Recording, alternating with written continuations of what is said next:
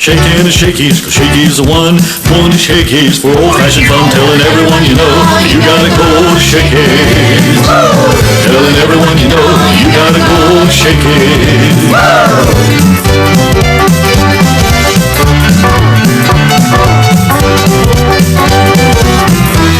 You gotta go to Shakey's. Shakey's, Shakey's, Shakey's, Shakey's. Parkway Infinity. The Q45, the most incredible luxury sedan in its class. Parkway Infinity. The I-35, front-wheel drive with 255 horsepower that really hugs the road. Parkway Infinity. The QX4, one of the nicest SUVs you'll ever experience. Parkway Infinity. The G35, brand new 2003. Sports cars sound, feel, and look with the luxury of a sedan. Parkway Infinity. Accelerating the future. I'm home! Dental! Wendy's 99-cent crispy chicken nuggets introduces Movie Mania. Yay, nuggets! See ya! Hey, how was your day? Now, with every order of delicious all-white meat nuggets, you'll win one of 50 million prizes or offers, including millions of free movie rentals at Blockbuster. Forget something? Sauce. Sauce. Hang on. The 99-cent chicken nuggets and Movie Mania at Wendy's. It's better here. Dad, the movie's starting. Sometimes it may seem that red carpet service is just a thing of the past. Not at Lindsay & Associates. They were very reliable and very helpful. They listened to what we wanted, we're looking for, our family, what our needs were. For almost 30 years, we've been serving the families of Northwest Arkansas. When they showed us this house, it was just perfect for us. I guess you could say that at Lindsay & Associates, we still make house calls. Lindsay & Associates. We bring great neighbors together. Bruce Alford of TCU booms the opening kickoff to Ken Hatfield at the Razorback 5. With Jim Lindsay and Jack Brazel leading the way, he pulls away from tacklers and sails 36 yards up the middle to the Arkansas 41.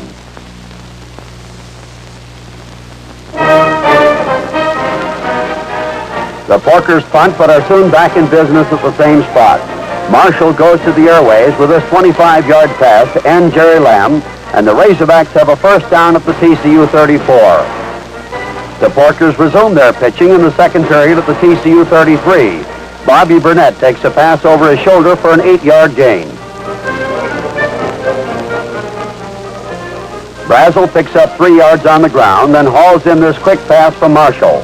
Blockers clear a 20-yard pass for a sideline sprint to the TCU 1. Marshall then sneaks over left guard to get the Razorbacks on the scoreboard with his first touchdown of the year. Now defense takes a bow. Randy Howard tries the Razorback line, but Ronnie Cavanagh slams the door at the Frog 6. Then the handoff goes to sprinter Jim Fauver, trying the right flank. Guy Jones leads the defense to stop him cold. The Frogs punt, and Arkansas moves to assure the win. Marshall, enjoying his biggest day as a Razorback, passes to Richard Trail at the TCU 31. 3 plays move the ball to the Frogs 13. Then wingback Jim Lindsay takes a pitch out and gallops to the 5 before Dan Jones makes the tackle. Bill Gray returns at quarterback for the payoff. He rolls to his left, sees some daylight, and heads for the end zone. 2 passes carried to the 15 where Nick scores for the score. The target is Campbell, and the Frogs are back in the ball game. A 2-point play is short, and Arkansas leads 14-6. That was the end of the holiday for Nix. His passes backfire. He throws from his own 7, and up goes Harry Jones to intercept at the Frog 24.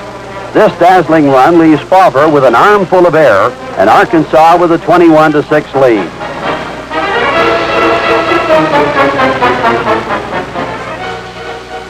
Mr. Nix is a gambling man against those odds.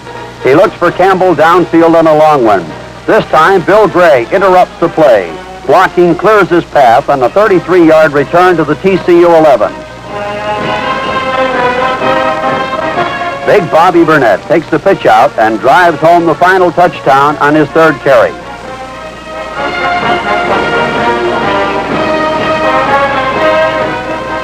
The extra point is bobbled. So McNally turns runner and slams over for the 2 points to send Razorback fans home happy with a 29-6 victory.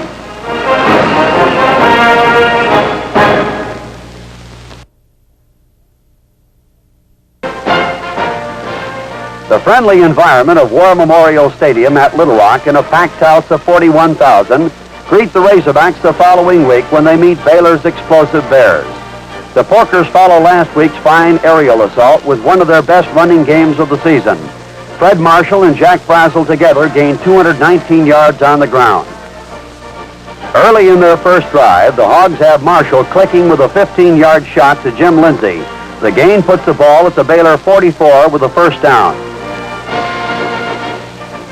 12 plays deeper, the Arkansas quarterback runs the option to the left and finds the gate open for a 16-yard sprint to the Baylor 16-yard line.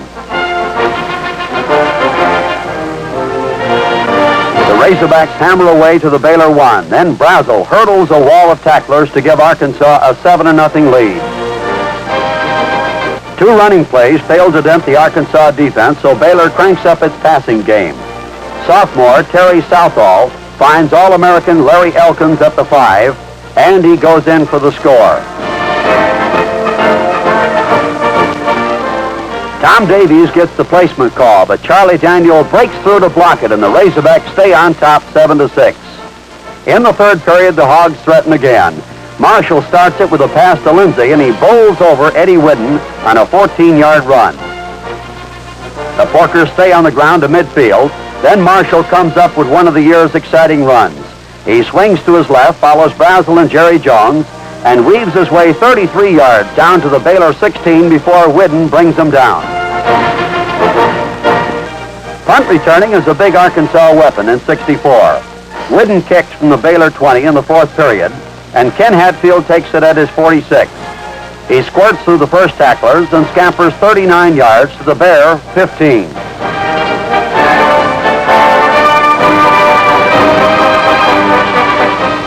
The offensive line does the rest. Burnett explodes for 6 yards up the middle to the Baylor 9. There, Marshall calls for a flanking move and surprises Baylor with an 8-yard sweep to the left and a first down at the 1. The shortest line is straight ahead, and Marshall's in for the score. McNally adds his 5th point of the evening, and the 17-6 win sets the stage for an Austin showdown the following week. Arkansas versus Texas. They've been deciding Southwest Conference championships for the past 6 years, but who could have forecast the importance of this battle? As it turned out, the 1963 national champion was meeting the 1964 national champion, and it was a championship contest in every sense of the word. The Longhorns had first crack at an offensive drive, and it was a serious one. Quarterback Marv Kristenik is rushed hard at the Texas 43, but fires an 11-yard pass to Ernie Coy. He's dropped by Harry Jones at the Porker 46. The Longhorns move to the 20, where a big defensive play stops the attack. Kristenik is back to pass when Ronnie Mac Smith and Jim Finch trap him for a 10-yard loss. A Texas field goal is wide of the mark. The Porkers take over at the 20, and on the first play from scrimmage, it's wingback Jim Lindsay sailing around right end for a 9-yard carry. Within minutes, Texas returns the honor.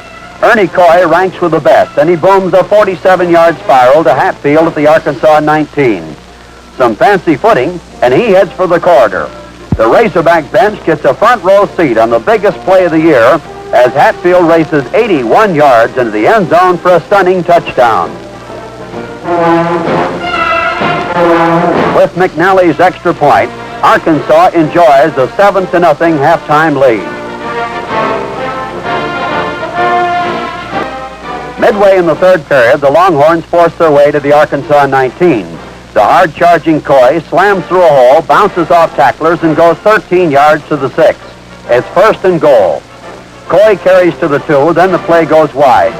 Phil Harris takes a pitch out and heads for the flag.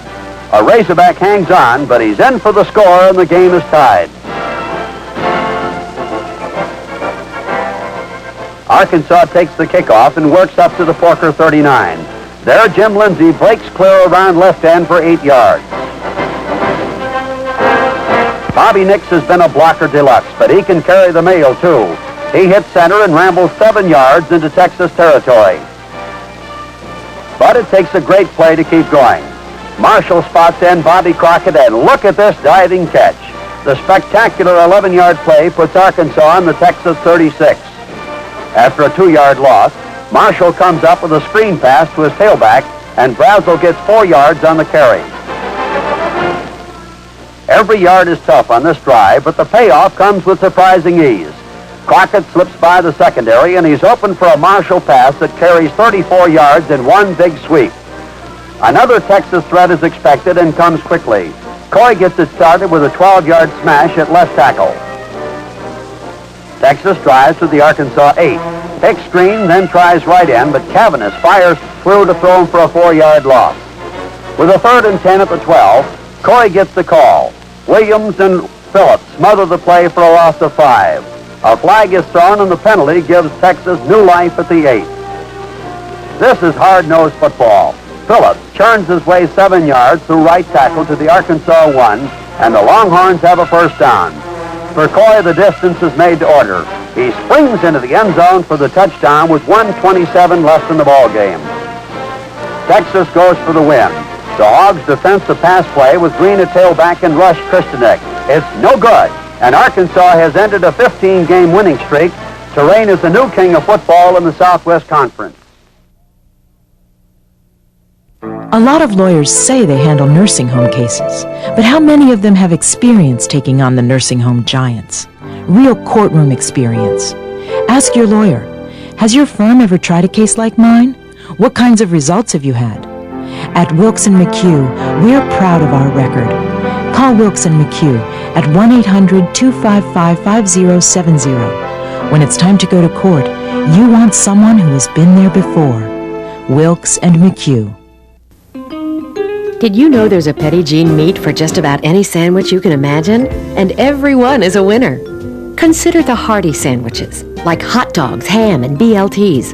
Or how about tempting little buffet sandwiches, made with one of Petit Jean's many specialty sandwich meats? Plain or fancy, big or small, any way you stack them, Petit Jean makes a better sandwich. So look for, ask for, insist on Petit Jean sandwich meats. I'm sorry, you're asking... Which Sonic wrap do you want? Grilled chicken, chicken strip, Fritos chili cheese. And you were asking... I said, do you want to get married? Back to your question. This month at Sonic, you're between a wrap and a hard place. Choose between our latest twist on chili, the new Fritos Chili Cheese Wrap, or any of our other great wraps. And right now, add a creamy vanilla cone for an incredible 25 cents. Well, y'all just seen our first 3 conference games, TCU, Baylor, and Texas. To me, I think the most important game of all 3 of those was the TCU game.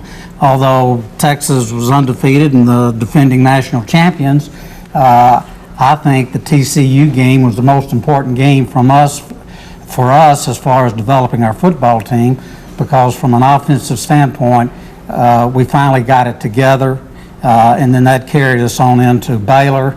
We had a very good game against Baylor. Obviously, the big game, as far as the fans are concerned, possibly was the Texas game down in Austin. The TCU game was always a football team where I always thought of them as giants. They all looked like they were 6'7" and weighed about 270, and we weren't near that big, to go into that ball game with the size that they had and the reputation that they had at that time was always very difficult. And I know that we played pretty well, and Harry Jones back there, we had a running back playing safety, and he caught one pass that they threw and ran it back into the end zone for a touchdown. So, it turned into being a little bit maybe easier than it really was. I want to just say something about our coaching staff that Jim had mentioned. We had Jim McKenzie and Wilson Matthews. I mean, we had some great coaches on both sides of the ball. And I remember them telling us before we started conference that if you thought you got hit hard in Oklahoma State and Tulsa game, just wait till you start conference. And I'm thinking, I've been beat to death, first 2 games, and But I do, you know, it got better and better, and then the time we played Texas, that, without question, you know, they were very physical, very good football team. Ken run that punt back, and I think very few people really realize the offensive weapon he was for us, too. I mean, it was big time, and he led the nation in punt returns. And if you take the kicking game out of it, our offense looked pretty average, but if you put the kicking game in it, then our offense looked excellent. And it was, he was the absolute best kick returner in America for 2 years, and his ability and talent, it can't be underestimated. And you had Jerry Lamb, who would just somehow make a big play. He had a torn hamstring that year, but somehow, under tremendous odds and with all circumstances against him, somehow he would make a play. And of course, we had Bobby Crockett and those people. And on the defensive side of the ball, we had Johnny Majors, who coached at Tennessee. Coach McKenzie, who was head coach at Oklahoma. And maybe the best of all those coaches was Coach Matthews, who never had a head coaching job, but unbelievably could win. I don't believe anybody in this group would ever question that if he had got a job, he could have won. On the other side of the ball, you had Coach Pace, who coached at Vanderbilt as a head coach, and Mervyn Johnson, who was a magnificent coach, and then Barry Switzer, who, you know, won 2 national championships